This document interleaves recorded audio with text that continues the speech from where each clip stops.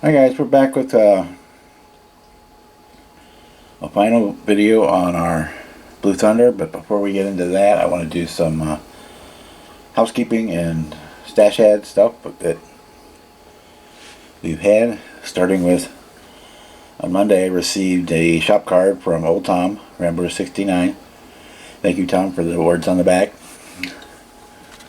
And we are working on the 32.5 window for Tom. If you want a link, I'll get it to square here. You can scan the QR code to go to his channel on YouTube if you would like.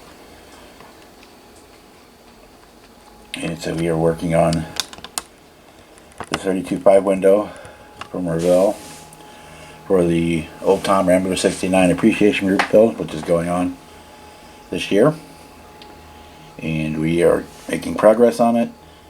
I have to decide what color interior I want to do so far I can start putting it all pieces together. Basically got the body done, the chassis done, the wheels are done,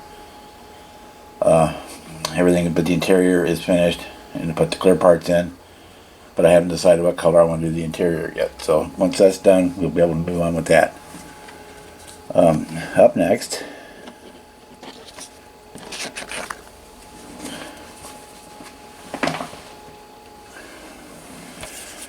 my local hobby shop, which could be your local hobby shop too if you would like, is Mark Twain Hobbies. And no, I'm not being paid or sponsored or getting anything from them. They're just a great hobby shop, a real brick and mortar place, and they do a real good job. I did an order from them this week, and they included a couple of cards in there. This is their Life Short, Get a Hobby, Mark Twain Hobby Center. The www.hobby1.com is their website. They're at West Clay Street in St. Charles, which is about 70 miles from me, but it is the closest actual hobby shop. On the back, you can sign up with them for their newsletter. It comes out about 5 or 6 times a year with different specials and sales, and announcing their open house and such whatnot. And again, there's their QR code if you want to go that way, or you can just actually go straight to their website. And we got a second one in our order. Again, summer is for hobbies, Mark Twain Hobby Center, hobby1.com. With this one, thank you for your purchase. Take 10% off when you order with us. Good until the end of September. And the coupon code is MTH10. So if you decide you want to order from them, you can use that. And right now I know they have a sale going, or special going. I don't know how long it'll last, but anything over $70 on your order, and the shipping is free. And while we're on cards, here's my shop card.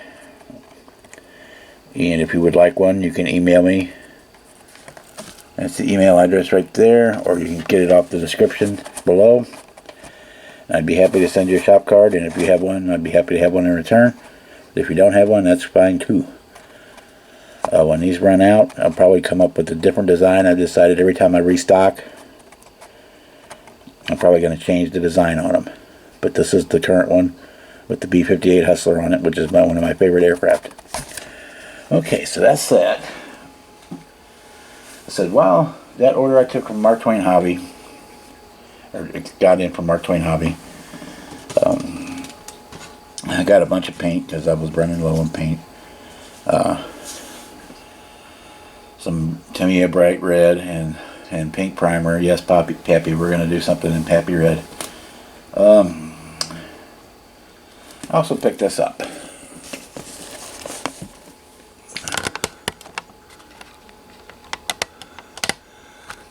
In 2017 50th anniversary Camaro. The reason I picked it up is because I am interested in, if anybody knows a source, a lot of these Camaros, there's a company that was converting them, putting on new noses and tails and hoods and whatnot. to make them look like a 77 Trans Am or 67 Firebird or a 69 GTO. And I would really love to get one of those, because I'm a Pontiac guy, let's face it. I mean, I will build a Ford, I will build a Chevy, and if you force me enough, I'll build one of those Dodges. But I would really love to have one of this for that modern. I know it's a boutique car, but it's that I'm sure you've seen them where they convert it to make it look like a Firebird or a Trans Am or a GTO. So if anybody knows of anybody doing the 3D parts to make that conversion, I would sure like to hear about it. So there's that. Let me reset, guys, and then we'll get into the meat of the video. I'll be right back. Okay, guys, as long as we're going to do doing this video for Loose Under, which is my 5th and final build for the Mr. BG's Model Workshop Whirlybird group build, thought I would do a quick review of the other builds.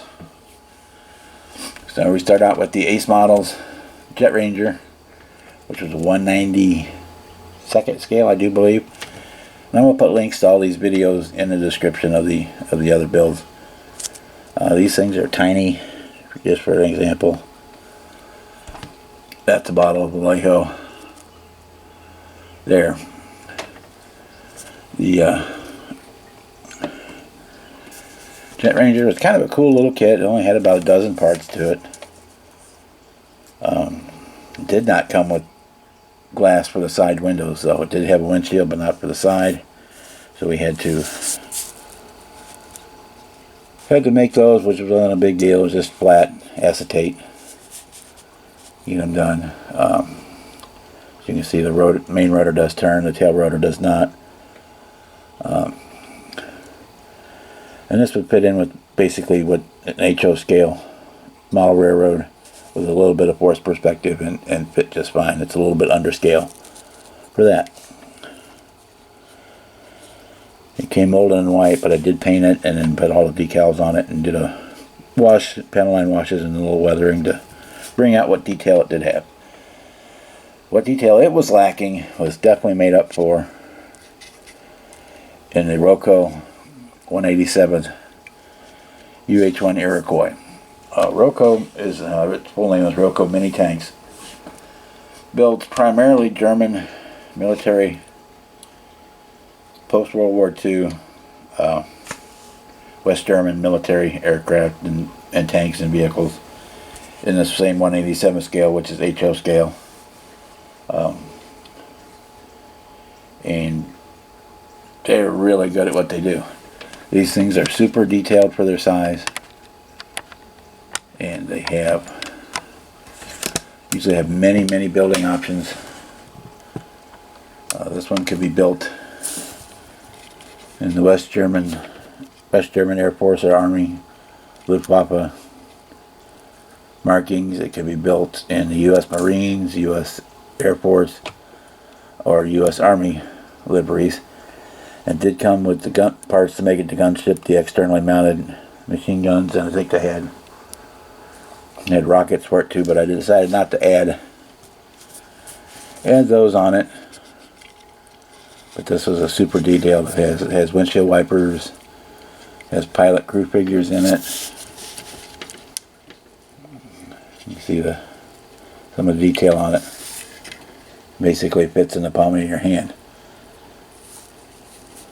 Again, the video on that one, I combined the videos on those two into one, and that video will be in the description. So 1 second, we will move on to the next one. Next up in the group build, we did the Monogram UH-1 Huey Cobra. I remember these as a kid. They were the attack helicopters. We saw them because I'm a kid of the 60s, so I remember seeing nightly updates of the war on the news, on the evening news every night. So the Huey and the Cobra are two things that were burned into my mind,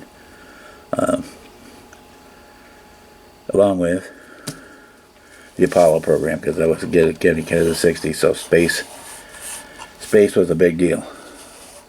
Let me do this real quick.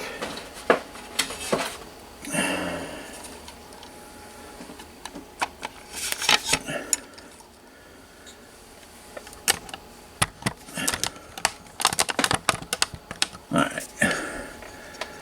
And this was the original Monogram tooling. I believe I think it still comes out occasionally under the Rebel banner. And it's a very highly detailed kit. It does have, I know it has raised panel lines, but a lot of times I think, my personal opinion, yours may vary, raised panel lines look more scale especially on smaller aircraft than recessed lines do. Recessed lines tend to look oversized. But again, this one does have a moving main rotor, and the tail rotor on this one does turn. You get both turning, which is not a big deal. I mean, it never hardly ever move. Basically, when you're posing it for pictures, and it does have the cannon and the sight also move. But again, that's novelty type stuff, because when it's on display, you're not playing with that stuff. I mean, it's nice to have the main rotor move just because you can position it in different positions for different pictures, but that's about it. So that's our UH-1, AH-1. I keep saying UH. UH is utility helicopter. AH was attack. Huey Cobra. And for our fourth build, we jumped, and instead being a product of the '60s meant that this was another veteran of my youth, which is the AMT, sorry. AMT or whatever AMT model of Airwolf 148 scale, which was a cool show, say, with Ernest Borgnine and Jan Michael Vincent. It was a stock 222B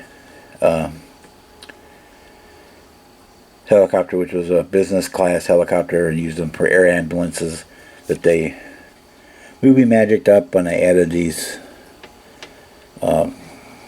pods onto the side, and for the supposed rockets and missiles and guns and the Mach 1 engines that the helicopter had on it. We did this one in a dark German gray, which was kind of cool color for it. It does have the missiles on the bottom, and again, this is one with built with a lot of play factor. I mean, you can model it with the gun pods open or closed. You could add or subtract the missile pod as you felt the need, I guess. And you could actually build it as a stock 222B, because you could omit the Airwolf parts if you would, and it's got the windows and had the full interior in it for the standard 222B. And again, the video on Airwolf will be in the description. Now, I'm going to have to move stuff around here a little bit to make this one work. because we're to the star of the show, and the whole reason we're here is Blue Thunder. This is the original 1/32 scale kit by Monogram. I know it's been, I don't know if it was cloned or somehow the mold ended up in China and they were being pumped out. That and Airwolf were both being pirated out of China by I think it was High Tech or Kai-Tech or something like that. And I know that the decals were way different on that, and we'll get to decals in a minute because, oh boy, there's a story there.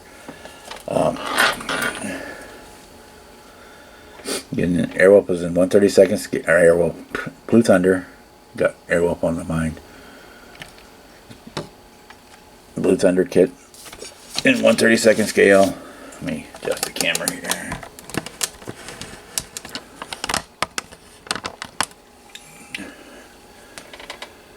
And again, the rotor does turn. We've got our M61 Vulcan up here, and I know it won't show up in the video, but I used the Mylar film for the gun sight because it has that iridescence to it, and it turned out really cool. But it says it doesn't ever shows up well on camera.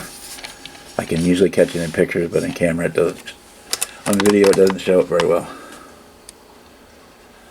This thing had a huge greenhouse cockpit, so we spent a lot of time working on that. We've got, let's zoom in on it a little bit here.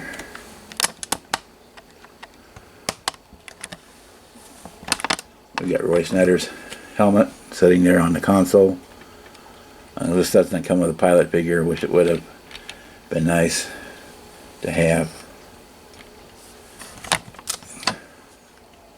And I got some stills of the cockpit, which I'll throw in the video at the end. You can see the computer screen, the CRT screen there. There's a keyboard back there in the back, and the JAPO station. And it's got the full flight controls in it, which is really kind of cool. Overhead panels, the whole works.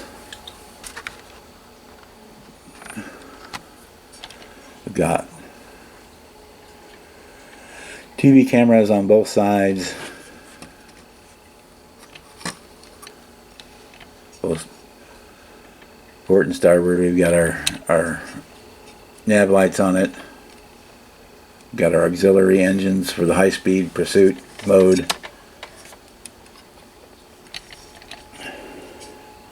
Rain engine. The lower half of this thing has, like, I don't know if it shows up, camera picks it up. It's like a quilted armor, Kevlar looking stuff over the entire bottom of the ship. And of course we got our turbine fan in the back for the stabilization. It takes the place of a standard tail rotor. Does have on the bottom back here, it has the panel where in the movie the video was at, the video recording compartment. And it does have the ammo belts for the cannon on the bottom. And that's about it for the underside detail. Again, this turret was designed to be positionable and turnable, but I'm not into that, so I just put it in a neutral position and glued it in place. We've got our spotlights here on the front. And which brings us to, I had a real hard time, guys, deciding on what color to paint this thing. In the box art, it's blue. The kit was actually molded in a dark metallic blue. I watched the movie a couple times, and the color seemed to change between blue and black. It almost seemed like the Hero one seemed to be more blue, and the actual flying helicopter from the aerial shots seemed to be black. So what I went with was a dark mica blue which is as close to black as you can get and still be blue. I'm sure it appears blue on the video, but it does have just that slightest hint of blue to it. It's a gloss, which is a Tamiya TS paint that I just sprayed on, and we hit it with the flat coat, and it knocked it back and lightened the color up just a little bit. So it's a color that I'm happy with and can live with. The decals were the original kit decals, and they were very old and very rough shape. I sprayed them. I was able to salvage most of the warning placards, and most importantly the identification numbers, because they were in yellow. We've got 20. Actually, I put that one upside down, guys. How about that? There you go. There's an error for you guys. Put that one on upside down. It's supposed to be 25102. I put it on upside down, so now it reads, basically reads backwards. Oh well, too late now. Shit happens. One on this side is right. I usually mess up at least something on every model, so that could be my official mistake. This one got it right side up. The 25102 is on there. I was able to salvage those. The red stripes, I was able to get them off and get them on the model, but as they dried, they just curled up. And they were basically a total loss. So I ended up taking those off. And I ordered, and I knew it was a decal that I could trust.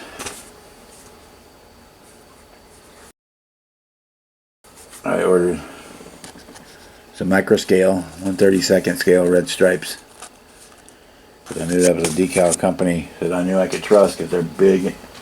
They do some aircraft decals, but they primarily focus on model railroad decals. But I knew that those were stripes that I could work with. So all the red stripes came off of that sheet. I had to cut and paste and fit them for the sorry, speech impediments are bitch. For the red panel lines that went around the window screens and around the opening hatches.